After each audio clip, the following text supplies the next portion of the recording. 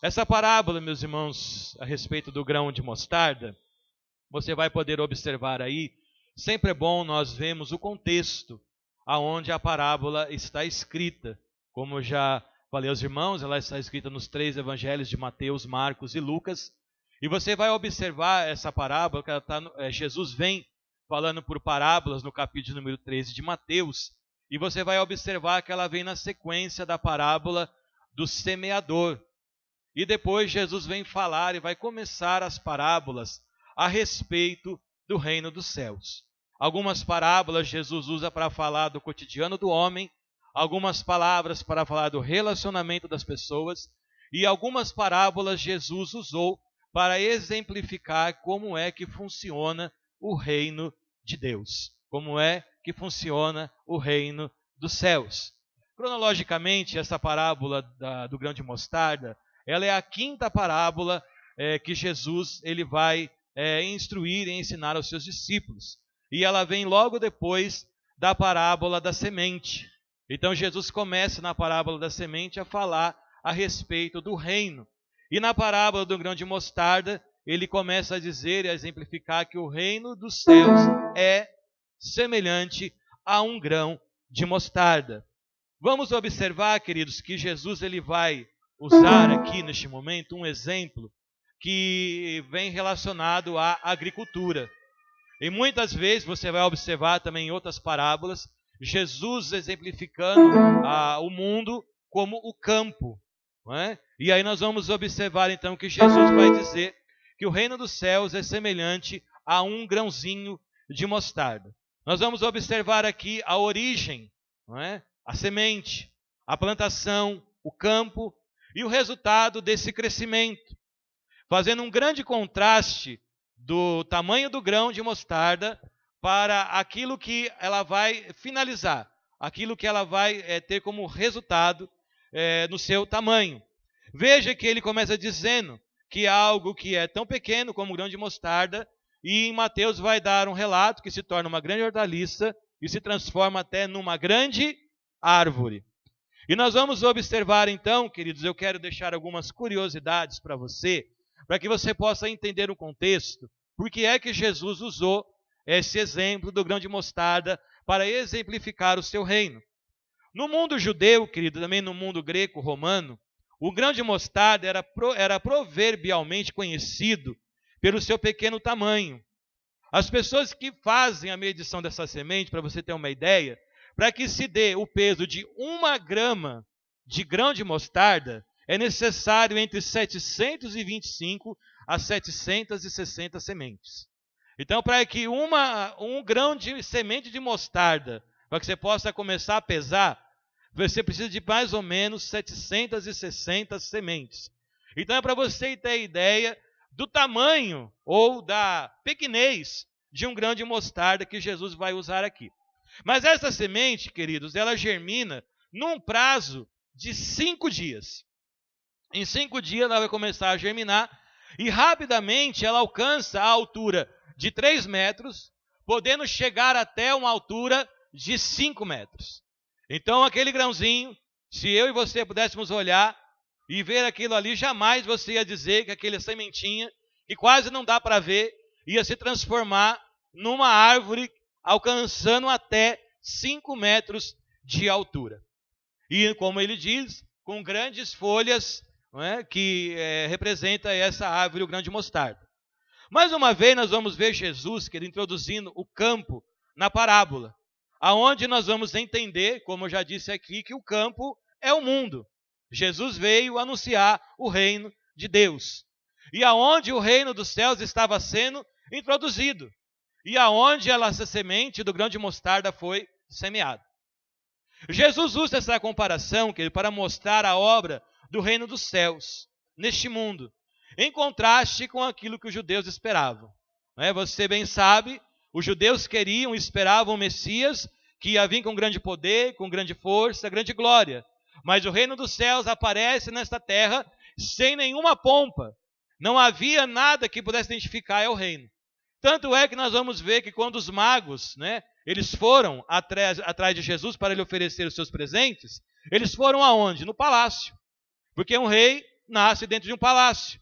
E aí nós vamos observar que o reino de Deus não tinha nada a ver, nenhuma característica com as coisas dessa terra.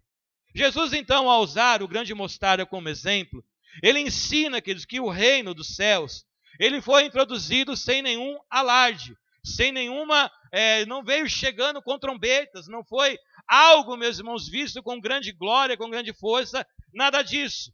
Ele veio simples, humilde, sem ninguém ficar sabendo, ninguém viu, ninguém sabe, ninguém poderia identificar aonde estava o reino, até que ele pudesse se tornar uma grande planta para que pudesse abrigar aqueles que vinham até ele.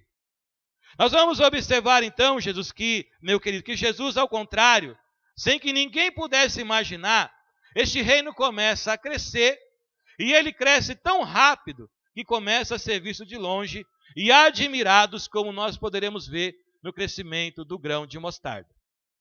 Jesus nos ensina, meus irmãos, que o reino dos céus é um lugar de refúgio. Veja o que ele fala. Quando a mostarda cresce, chega ao seu tamanho natural, ela atrai para si as aves do céu, que vêm até ela para fazerem o quê? Fazerem ninhos e se abrigarem nas suas sombras. Então veja que quando essa árvore ela toma a sua maturidade, as suas folhas ficam grandes, ela faz o quê? Chama as aves do céu para que possam vir até ela, buscar refúgio, buscar descanso, fazerem a sua morada, criarem a sua família, multiplicarem a sua prole. Está dando para você entender aí? Então veja, meus irmãos, que quando Jesus ele fala isso, de lugar de alívio, refrigério, é um lugar onde todas as pessoas do mundo podem encontrar em seus ramos e as suas folhas este lugar de descanso. Não é à toa que Jesus ensinava o quê? Vinde a mim, os que estáis cansados e os sobrecarregados, que eu farei o quê? Eu vos aliviarei. Então Jesus está aqui introduzindo e ensinando para nós que o reino dos céus é um lugar onde o homem pode vir buscar descanso, pode vir buscar refúgio, ele pode vir buscar, queridos, o alívio para as suas dores e poder criar e alicerçar a sua casa debaixo das asas deste reino. Olha que interessante, para que você possa entender o que eu estou dizendo para você. O Salmo 104, versículo de número 12, ele diz assim: as aves do céu fazem ninho junto às águas, e entre os galhos elas põem-se a cantar. Verso 17, nos quais os pássaros fazem seu ninho, em cujos cimos a cegonha tem pousada. Veja então que o salmista ele relata a alegria das aves que se chegavam ao Senhor. E aqui também representa nesta parábola o reino dos céus. Porque essas pessoas poderiam ter junto de si, poderiam encontrar um lugar para se alegrar, para cantar, para louvar e para adorar a grandiosidade do Senhor. Olha só o que diz o profeta Ezequiel, capítulo 17, e versículo número 23. Nos montes mais altos de Israel, eu pessoalmente o plantarei. Ele produzirá belos ramos, ele dará bons frutos, e se tornará uma árvore, e se tornará um cedro exuberante. Pássaros de todo tipo se aninharão em sua copa frondosa, e todas as aves encontrarão abrigo à sombra de seus galhos. Veja então que o profeta Ezequiel, ele já estava, da mesma forma, profetizando a respeito do reino. Algo que seria introduzido nesta terra para que as pessoas pudessem vir e buscar nele refúgio e alívio para suas almas. Quantos de vocês, queridos, entraram pela primeira vez na igreja de uma forma assim? Quantas das vezes nós, meus irmãos, quando estávamos bem, alegres, cheios de dinheiro, gastando todo o fim de semana, quando a saúde estava boa, alguém vinha falar de Jesus para a gente não queria saber. Mas quantas das vezes, ou quantos aqui, querido, poderiam relatar que chegaram à casa do Senhor com o coração dorido, talvez sem esperança, talvez entristecidos, enganados. Quantos daqui talvez vieram porque alguém te convidou e você não tinha mais nenhum amigo? Você veio porque você não tinha outra opção. E olha onde você está hoje, querido. Deus te trouxe a esse reino para que você pudesse aqui neste lugar buscar e encontrar alívio, matar a sua sede, matar a sua fome, encontrar um lugar para você descansar, para onde Deus, meus irmãos, vem e transforma a vida do pecador. E é um fato interessante, meus irmãos, eu quero chamar a sua atenção aqui. Nós vimos então que Mateus e Marcos, eles relatam essa parábola no meio aqui do capítulo número 13, onde Jesus já estava ensinando e falando outras parábolas. E aí Jesus, como eu disse, começa a falar do reino dos céus. Mas é interessante quando a gente vai olhar onde está descrito essa parábola em Lucas. Lucas ele vai escrever essa parábola no capítulo número 13. E o Espírito Santo leva Lucas a escrever essa parábola num contexto totalmente diferente. Você vai poder observar que Lucas ele coloca essa parábola logo após a cura de uma mulher que estava encurvada, que estava dentro de uma sinagoga, que estava sendo levada por uma enfermidade por Satanás. Após aquela cura, vem então Lucas e relata essa parábola. A gente não tem aqui como afirmar se Jesus falou ela novamente, ou se Lucas aproveitou o contexto para falar esta parábola. E nós vamos entender, meu, que Deus não faz nada sem propósito. Tudo ele tem um ensinamento ao nosso coração. Veja então que o fato de esse trecho de Lucas, capítulo 13, o versículo anterior, do 10 ao 17, mostra a história então de uma mulher que sofria há 18 anos de uma enfermidade física, mas que Jesus disse que vinha de cunho espiritual. Porque Jesus disse que aquela mulher estava encurvada e aprisionada por Satanás. Veja então, queridos, que aquela mulher que a todo tempo, esse tempo estava escravizada por Satanás, nós vamos conseguir entender melhor o contexto dessa parábola, a relação da mostarda com o reino dos céus, quando Jesus disse, meus irmãos, que depois que essa árvore, esse grão, ela madura e atrai as pessoas para si, quando analisarmos os benefícios desta planta, você vai entender por que é que Lucas ele vai colocar esta parábola neste contexto. Olha só que interessante. Por isso que quando a gente coloca, e você vai refletir um pouquinho por que Jesus faz certas coisas, a gente consegue entender melhor os ensinamentos da palavra do Senhor. Olha só que interessante. A mostarda, a planta, não é aquele molinho amarelo que você gosta de colocar no seu lanche, tá bom? É a planta da mostarda. Ela traz inúmeros benefícios à saúde do ser humano. Entre alguns deles, olha só, traz alívio para as dores musculares. Ela cura a micose. Ela trata distúrbios respiratórios. Desde os tempos antigos, diferentes partes da planta foram provadas ser benéficas contra o câncer, a diabetes e a desintoxicação do organismo. Está dando para você entender onde nós queremos chegar? A mostarda, que tem qualidades, presta atenção, para repelir venenos. Exerce efeito terapêutico sobre os nervos. Então, se você anda muito nervoso, querido, vai lá pegar um pouquinho de mostarda, tá bom? Ajuda a manter a sua saúde cardíaca. Então, se tem alguém aí sofrendo o coração, procura a mostarda. Ela promove uma boa saúde, minhas irmãs, para a pele e para o cabelo. Então, para de gastar essa fortuna que você gasta aí com tanta coisa para colocar no cabelo e vai atrás da mostarda. Ela reduz o colesterol. E é um botânico maravilhoso, minhas irmãs, para mulheres durante a menopausa. Veja que então essa planta, medicinalmente, ela traz inúmeros benefícios para a vida do ser humano. E é por isso que eu venho entender porque é que Lucas, ele vem colocar esta parábola logo depois da cura de uma mulher. Logo depois que aquela mulher que estava encurvada, aprisionada por Satanás, que sofria 18 anos de uma enfermidade, ele vem colocar. Lucas, você sabe, meus queridos, que ele era médico. E você vai poder observar que ele dava muita ênfase no Evangelho às curas que Jesus praticava. E então, nesse contexto, ele vem e coloca, então, essa parábola.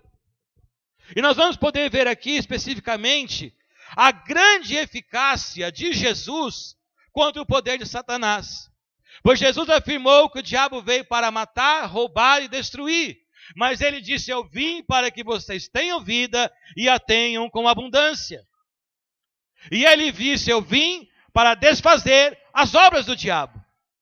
E assim nós vamos observar que Lucas, através do Espírito Santo, revela que o reino dos céus, querido, é um lugar para a cura para as nossas enfermidades. Ele vem nos colocar aqui, seja essa enfermidade de cunho físico ou cunho espiritual, ela é o lugar, o reino de Deus, é onde você deve vir para receber a cura das suas doenças. O reino dos céus, que é um lugar onde muitas vezes o médico que disse não tem mais jeito, não tem mais solução, não tem mais como resolver o seu problema, é aquele lugar onde o reino de Deus chega através de uma oração, de uma igreja que se reúne, de um povo que busca em oração, de um pastor que vai lá e unge um doente, e nós vamos ver o relato daqui a um tempo do que aquela pessoa foi curada, e o médico não tem como dar explicação. Não tem porquê, porque só existe um lugar aonde as pessoas podem vir e buscar alívio para as suas dores, alívio para o seu cansaço muscular, alívio para a sua fadiga. É aqui, meus irmãos, que é onde você vem e Deus fala ao seu coração. Você entra aqui carregado e sai daqui descarregado. Você entra aqui aflito e sai daqui, meus irmãos, cheio de esperança. Você entra aqui entristecido com a sua alma abatida e sai daqui fortalecido para pisar no leão. É neste lugar, querido, que o Senhor tem ensinado ao nosso coração. É no reino dos céus que você vai encontrar alívio para as suas dores. Aleluia. Há remédio no reino dos céus, querido, para aqueles que buscam abrigo em suas folhas e ramos. Por isso que Tiago ele dá essa exortação. Está alguém doente? Vai para o ponto-socorro. Arruma um plano de saúde. Está alguém doente? Se conforme, porque daqui a pouco você morre. E não é assim que ele diz. Está alguém doente? Chama os obreiros. Unge com óleo. E a oração da fé vai curar o doente. Aleluia. Jesus então nos ensina esta parábola que as pessoas devem acreditar que o reino dos céus também é para elas um lugar de cura física, mental e espiritual. Lembre-se que aquela mulher, meu irmão, estava sendo curada, e ela estava dentro de uma sinagoga. Ela estava num culto. Ela estava lá aqui dentro, vamos dizer assim, da igreja daquele tempo. E o sacerdote não viu o que ela tinha. Não se preocupou em ir lá e passar o remédio espiritual na vida dela. Há 18 anos, meus irmãos, aquela mulher daquele jeito.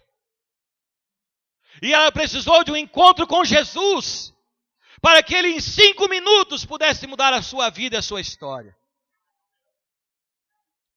Veja então que Jesus nos mostra também que o poder de Deus é superior ao poder do inimigo. Porque quando ele chega, a doença tem que ir embora. Quando ele chega, o mal tem que sair. Quando ele chega, meus irmãos, não há poder das trevas que resista. Quando você entra em um lugar com o nome de Jesus Cristo, as coisas vão mudar e vão acontecer, aleluia. Porque não há, meus irmãos, ninguém que possa resistir ao poder deste nome. E aí, meus irmãos, fica uma questão ao meu e ao seu coração. Jeremias capítulo 8, versículo 22 diz assim: porventura não há bálsamo em Gileade? Ou não se acha lá médico? Por que então não se realiza a cura da filha do meu povo? Você vai ver que Jesus, através do profeta, questionando por que as pessoas não estão sendo mais curadas. Jesus aqui questionando se tem remédio, se lá tem bálsamo, se lá tem médico. Por que minha filha, o meu povo continua doente? Por quê, queridos? Muitas das vezes a gente padece demais. Seja sincero ao seu coração. Quem é a primeira pessoa que você procura quando fica doente? Para onde você vai quando você sente dor de cabeça? Para onde você vai, querido? Vai primeiro para o armário da cozinha ver se tem um remédio, né? Se o remédio não resolver, você corre para o pronto-socorro. Se chegar no pronto-socorro lá, você fica lá com aquela aflição, aquela dor, até o médico vir te atender. E aí se ele vir te falar um diagnóstico ruim, aí você vai falar, pastor, ora por mim. Aí você vem para a igreja ajoelhar, vem jejuar. Aí você vem clamar. A igreja, a oração, o joelho, não tem sido mais a nossa primeira opção quando nós estamos doentes. Nós não estamos mais recorrendo à cruz e ao reino dos céus para buscar alívio para as nossas dores. O reino dos céus, a cura para nossas vidas, ela só vem ao nosso coração quando não há mais esperança. Quando não tem mais solução. Quando a gente já esgotou todos os caminhos desta terra. Então, querido, o Senhor quer nos ensinar aqui nesta parábola, ao meio ao seu coração. O lugar, o reino dos céus, é semelhante a um grão de mostarda. Tão pequenininho, mas se tornou gigantesco, grande. Aonde ele está? Tem um palácio? Aonde é a sede do reino dos céus? Aonde é o quartel-general do reino dos céus? Não se vê fisicamente, mas ele está aqui, queridos. Somos eu e somos você. E Jesus te chamou para isso, para curar a mim e a sua enfermidade. Porque Jesus diz, o reino dos céus é semelhante a essa árvore, que cresce. Da noite para o dia cresceu, e não há ninguém que possa parar o seu crescimento. Mas é um lugar onde está dizendo, vinde, vem buscar refúgio. Vem fazer seu ninho aqui. O salmista, no Salmo 84, se não me falha a memória, ele fica com inveja das aves. Porque ele diz assim, até o pardal encontrou casa. E a andorinha fez ninho para si junto aos teus altares, Senhor. Rei meu e Deus meu. Aleluia. E que você possa mesmo chegar a essa conclusão no seu coração, de que o reino dos céus é um lugar onde você deve vir buscar refúgio, alívio para o seu coração. E aí agora nós vamos ver que Jesus vem falar no versículo seguinte, sobre a parábola do fermento. E é interessante mesmo nós analisarmos a parábola do fermento, porque é uma outra parábola que Jesus vai falar a respeito do reino dos céus. E ele diz, o reino dos céus é semelhante... A que eu vou assemelhar? Melhor dizendo, ele pergunta, a que eu vou comparar o reino? O reino dos céus é semelhante a uma mulher que resolveu fazer pão, pegou o fermento, farinha e misturou para fazer pão. É isso que é o reino dos céus. Vai fazer uma massa. E o que eu e você, meu, temos a aprender com uma parábola tão simples como essa? O que Jesus tem a nos ensinar? Eu quero que você veja comigo algumas coisas importantes dessa parábola. Olha só, nós temos 4 elementos aqui nessa parábola. O fermento, que é o elemento chave dessa parábola. Tem uma mulher, que é aquela que vai fazer a massa. Você vai ver a farinha, que é aquela que recebe o fermento. E você vai poder ver a massa pronta, levedada, a massa que passou por todo o processo da mistura do fermento. É interessante você notar que dessa parábola aqui, porque toda vez que a gente vê a palavra de Deus falando sobre fermento, o fermento geralmente é associado a algo ruim. Jesus fala, não, tome cuidado com o fermento dos fariseus. Paulo vai dizer, um pouco de fermento leveda toda a massa. Não é? Você vai poder observar que no tempo da Páscoa não podia comer nada com fermento. Aquela semana era pão sem fermento.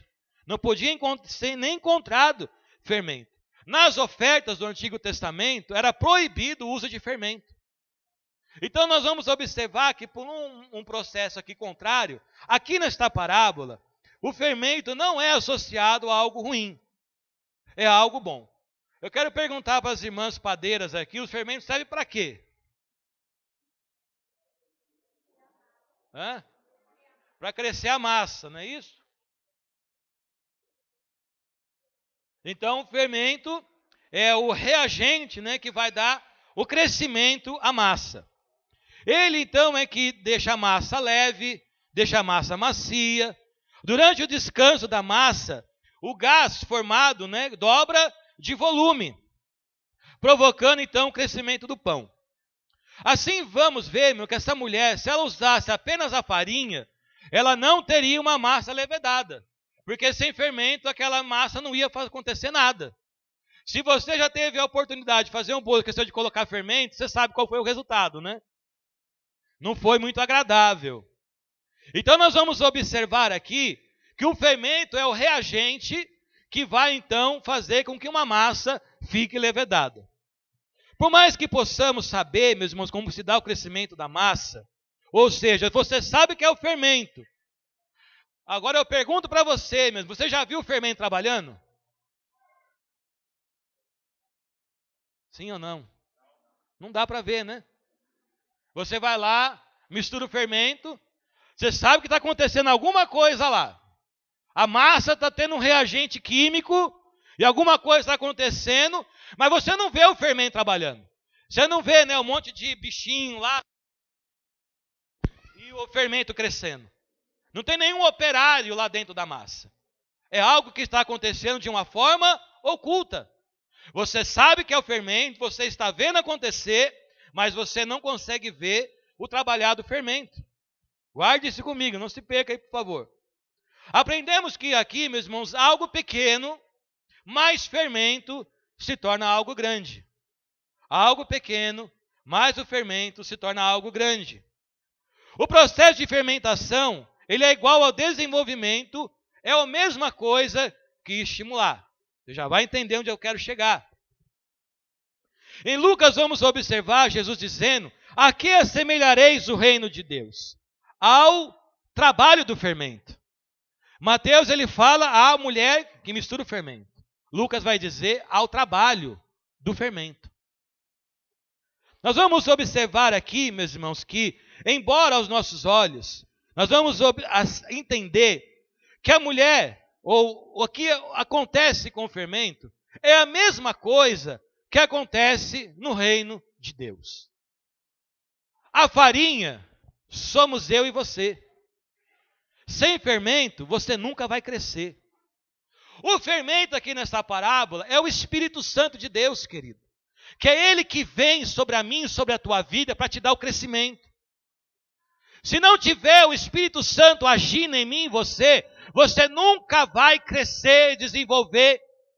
Porque a palavra de Deus nos ensina que é o Espírito Santo que nos capacita para fazer toda a boa obra. Todos os dons vêm sobre nós, que vêm do alto, recebido do Espírito Santo de Deus. A nova precisa do Espírito Santo. E aí nós vamos observar, o Espírito Santo, você vê ele trabalhando? Consegue enxergá-lo? Mas ele está aí, trabalhando por você. Olha que interessante para você entender o que é que eu quero explicar para você. Lá na primeira carta aos Coríntios, capítulo 3, dos versículos 4 ao 9, em sentido figurado, nós vamos ver aqui o trabalho do Espírito Santo no reino de Deus. Paulo indaga: quem é Paulo? Quem é Apolo? Nem o que planta, nem o que rega tem alguma importância. Ou seja, a farinha, eu e você, que não temos importância nenhuma no reino. Não temos importância nenhuma com relação às coisas do reino. Porque quem tem importância é Jesus, a Ele toda a honra e toda a glória. Mas o que ele está dizendo? Mas sim, é importante quem Deus que deu o quê? O crescimento. Então Paulo está dizendo, não é importante Apolo, não é importante Paulo, o importante é Deus. Porque Paulo, Apolo, fulano, ciclano, beltrano, sem a presença do Espírito Santo, não terá crescimento. A igreja sem o trabalhar do Espírito Santo não terá crescimento. Sem Espírito Santo, querido, nós não vamos ter crescimento. Então Paulo está dizendo aqui, a importância é do Espírito Santo, porque ele é o fermento que dá crescimento a essa massa chamada reino. E o que nós vamos aprender sobre o processo de fermentação do fermento? Qual é o objetivo mesmo de dar o crescimento a este processo? Quando você vai lá fazer um pãozinho, e quando ele está lá no forno, quem chega de longe ou passa na porta da tua casa, sabe que você está fazendo pão, não sabe? Porque produz o quê? Aroma, né? Ó, o cheirinho de pão. Às vezes você nem está com fome, passa na padaria na hora do padeiro soltar o pão. Você vai lá e compra, porque o cheiro te atrai.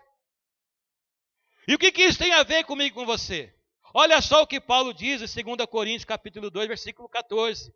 E por nosso intermédio, a igreja, Paulo, a igreja, o reino, exala em toda parte o bom perfume do seu conhecimento. Versículo 16. Mas para aqueles outros, a boa fragrância de vida para a vida. O Espírito Santo vem sobre mim e sobre você para que você possa produzir aroma, para que aqueles que estão de fora venham sentir vontade de encontrar Jesus. O Espírito Santo vem trabalhar para que você possa exalar o bom perfume de Cristo. É aquela mesma coisa que você faz. Eu não estava aqui na casa do padre, mas eu passei de repente, vi a Raquel vendo pão, eu vou lá fazer uma visita para ele, né? Só para ir lá fazer o quê? Comer um pedacinho do pão. Vou ver se ele já está saindo. Assim é o reino, querido. As pessoas precisam passar perto de você e sentir Jesus. Começar a sentir Jesus perto de você. E as pessoas serem atraídas pelo reino, porque você carrega a fragrância do bom perfume de Cristo. É essencial para alcançar o objetivo do tamanho, sabor e textura do pão, o processo de fermentação. O tanto de fermento vai te direcionar quanta massa você vai fazer. E é isso que o reino de Deus faz a mim na tua vida, porque Jesus disse, sem mim nada podeis fazer. Então, querido, nós somos totalmente dependentes de Jesus, para que nós possamos tornar uma boa massa. Porque se Jesus não estiver presente na minha e na tua vida, querido, a gente não pode fazer nada. E aí, o que o processo de fermentação vai definir a consistência, a areação e a leveza da massa. E o que essa aplicação tem para ver comigo e com você? O que esse processo de fermentação nos ensina, querido? Aprendemos até aqui que todo o processo de crescimento desta massa precisa de Deus, que usa as coisas que não são para confundir as que são. Ele chama a existência aquilo que não existe como se fosse. Afinal, como o reino de Deus pode existir neste mundo? Como eu já falei, sem uma sede, sem um castelo, sem um quartel-general. Quem era eu, querido? Quem era você antes de Jesus? Aonde você estava antes de Jesus? Onde você caminhava sem Jesus? E quando Ele veio na minha e na tua vida, querido, olha onde você está. Olha onde você está caminhando.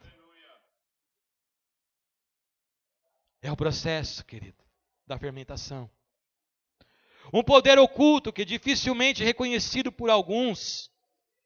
As pessoas pegam e dizem, né, essa coisa de Espírito Santo não existe.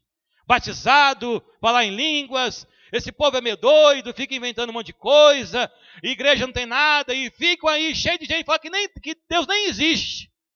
Mas não interessa que se elas estão vendo ou não, o Espírito Santo está lá trabalhando. Jesus disse, o meu Pai trabalha até hoje, e eu trabalho também. Ele diz, enquanto você dorme, Deus te abençoa. Porque não dorme, não cochila o guarda de Israel, aquele que está sobre a tua vida, querido. Deus continua esse processo de fermentação, trabalhando para que você continue sendo uma massa abençoada, algo que possa ser usado por Deus. Aleluia. É um poder irresistível. Ninguém para, querido. Ninguém cala. Ninguém vai poder, meus irmãos, ocultar. Ninguém vai poder fazer a igreja calar a boca. Porque enquanto o Espírito estiver aqui, a palavra de Deus diz que as portas do inferno não prevalecerão contra a igreja do Senhor. Aleluia. E aí, o que tem a ver mesmo a mulher nesta parábola? E o processo, né, de fermentação da massa? O que isso aplica para mim e para a tua vida? Vamos lá? No livro de Jeremias, no capítulo de número 18, você vai, né, se eu não me engano, 18, encontrar a ilustração do oleiro, do vaso e do oleiro. Não é isso? Todo mundo conhece a ilustração que Jesus conta a respeito do vaso nas mãos do oleiro. E é interessante que aqui nessa parábola acontece que do algo bem parecido. Imagina, como eu já falei, eu e você somos a farinha. Certo? Jesus, o Espírito Santo, é o fermento. E aí, a farinha por si só produz alguma coisa? Não. Você não vai virar pão só com farinha. Aí vem o quê? Jesus coloca as suas mãos em mim, colocou suas mãos em você, misturou lá o Espírito Santo e começou a dar uma nova forma para mim, para a tua vida. Está entendendo? Eu e você éramos farinha. Não servia nada. Aí veio Jesus, colocou a mão nessa farinha, botou fermento e começou a misturar. E como essa mulher, ele misturou o Espírito Santo e a água nessa farinha. E com suas mãos começou a fazer o processo de mistura. Aí eu quero que você entre aqui comigo. Alguém aqui já misturou fermento na farinha? Como é que funciona, meu irmão? Hã? Me ajuda aí, como é que funciona para misturar o fermento na farinha? Hã? Pega lá, não é assim?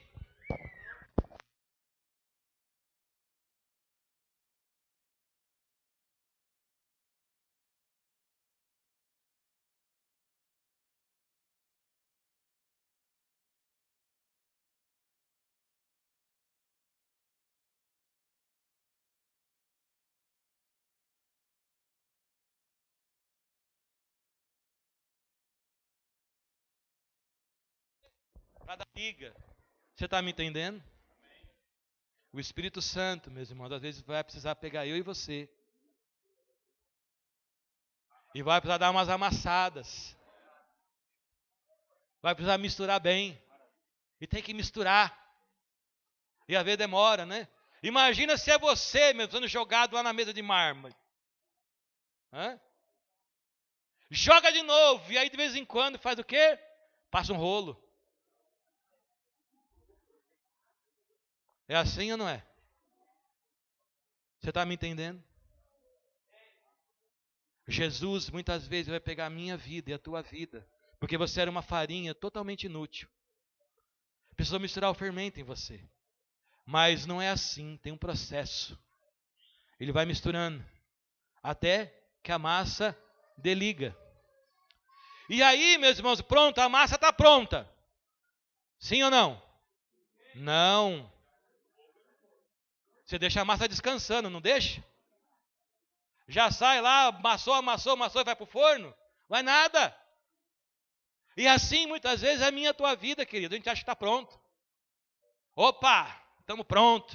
Agora vai, já estou na igreja, já fui batizado nas águas, e agora Jesus, eis-me aqui. Eis nada, querido. Aguarda aí. Deixa descansar um pouquinho a massa. Espera lá. Não chegou a tua hora. O fermento precisa trabalhar. Precisa começar o processo da fermentação. E muitas vezes esse processo, meus irmãos, é meio difícil de entender. Porque quando você indaga, por que Jesus me esqueceu aqui? Por que eu estou sozinho? Por que o padeiro me deixou aqui? Por que eu estou aqui nessa mesa? Por que eu estou aqui neste lugar? Por que nada acontece?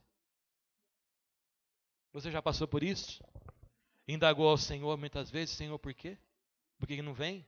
Não acontece? Por que eu não recebo? Sabe por quê, querido? Porque tem um processo que você precisa passar, que é o processo onde o fermento vai trabalhar. Como eu falei, você não vê o fermento trabalhando na massa. E muitas vezes você não vê o Espírito Santo trabalhando na tua vida. Mas ele está lá trabalhando. E aí acabou o processo do descanso. Opa! Estamos prontos! Não é nada, querido. Sai saber o que Jesus reservou para nós. Sabe por quê? Porque da mesma massa a gente pode fazer o quê? Várias coisas, não é assim? Você pode soltar o quê? Uma esfirra, não é assim?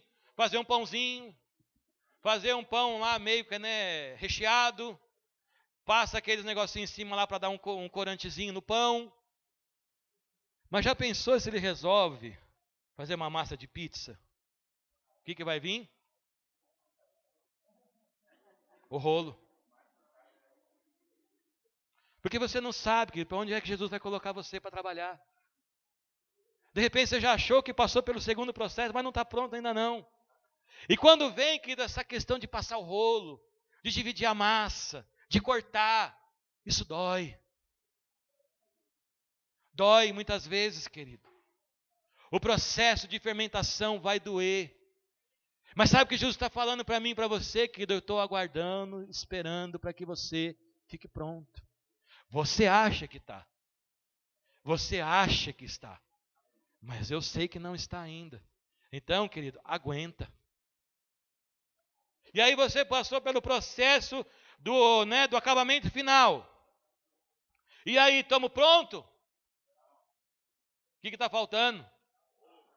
Ir para o fogo. Não é assim?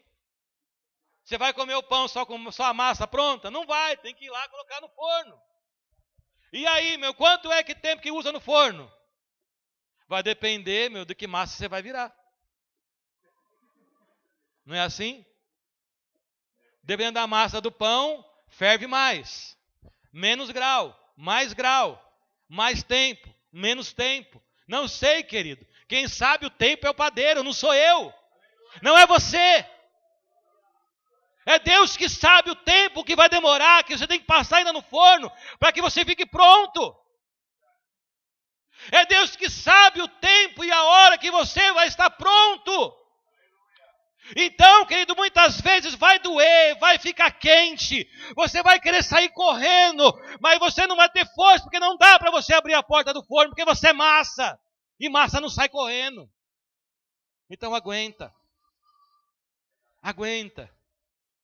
Sabe para quê, querido? Porque nós vamos voltar lá quando a gente falou a respeito do cheiro. Quando estiver pronto, a casa fica empesteada do cheiro do pão. Nem que você tenha acabado de almoçar, você vai ficar com fome de novo. Porque o cheiro entrou nas suas narinas, você não está aguentando. Acabei de ficar com fome. Acabou de comer, não, estou com fome de novo. Assim é o reino, querido. Você vai ser usado para que as pessoas possam ter fome e ter sede de encontrar Jesus.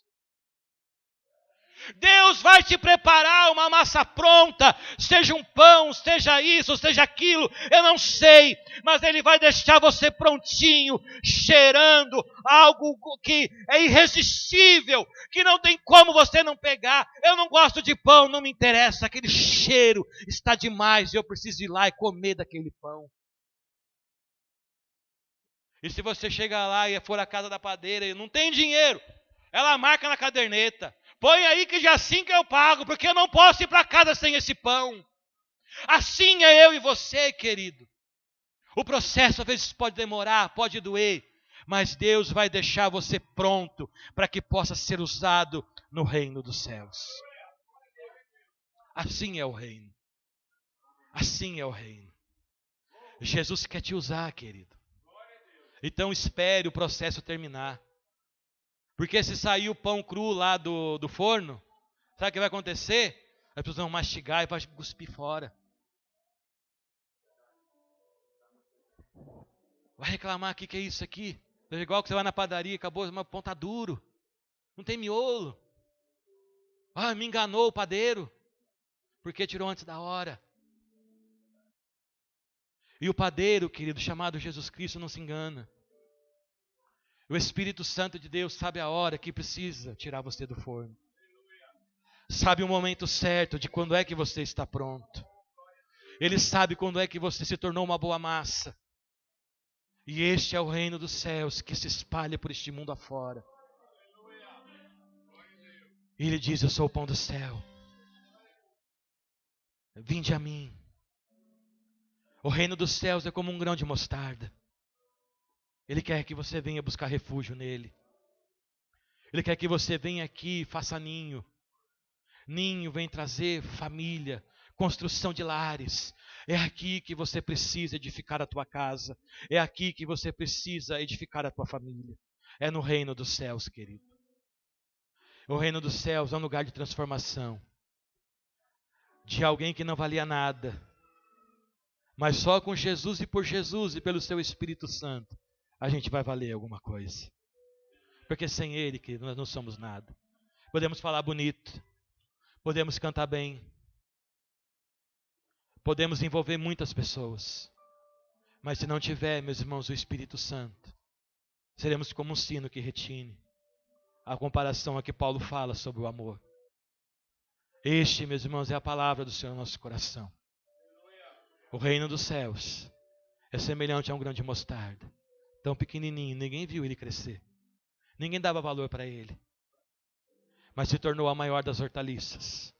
E até hoje tem sido um lugar de refúgio.